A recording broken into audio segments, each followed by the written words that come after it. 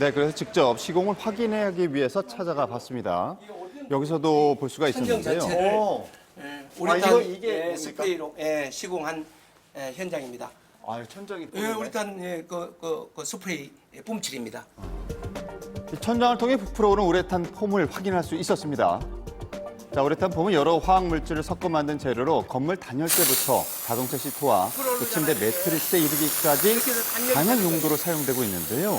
벽면이라든지 이렇게. 네, 특히 여러 건설 현장에서 각광받는 이유는 바로 이것 때문이라고 합니다. 스프레이 하기 때문에 틈이 하나도 없는 거예요.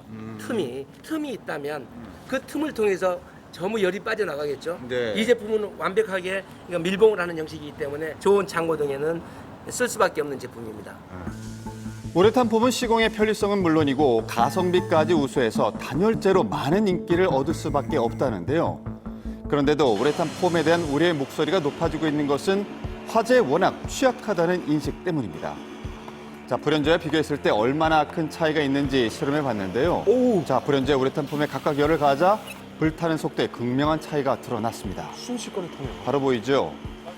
자, 우레탄 폼이 불에 타면서 배출된 가스와 일산화탄소가 인명피해를 키웠을 가능성이 제기되고 있는 가운데 자, 우레탄 폼에 던져진 또 하나의 의혹이 있습니다. 이는 과연 사실일까요?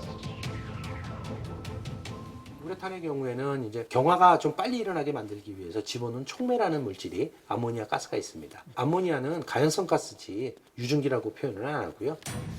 유증기는 우레탄 폼 작업 중 발생한 것이 아니므로 폭발의 원인이 될 수 없다는 것인데요. 네.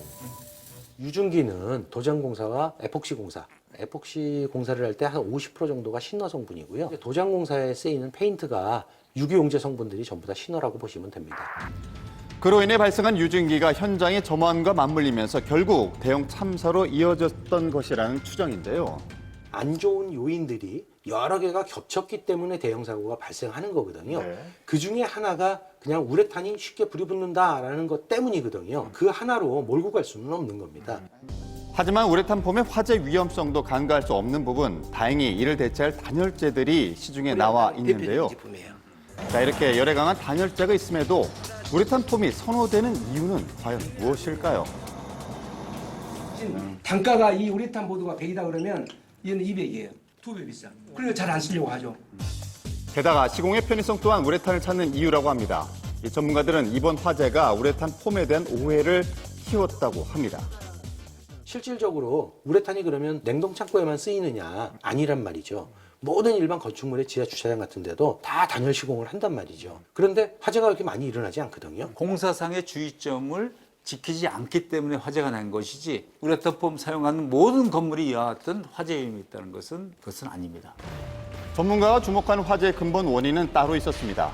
이미 수차례 대형 화재를 겪으면서 정비된 안전 기준을 현장에서 간과했기 때문에 이처럼 끔찍한 참사가 되풀이됐다는 것인데요. 철저한 안전수칙을 준수한 공사를 한다면 화재라든지 이와 같은 안전사고는 절대로 일어나지 않습니다. 이제는 사후 약방문이 아닌 명확한 원인 진단과 대안이 필요한 때입니다.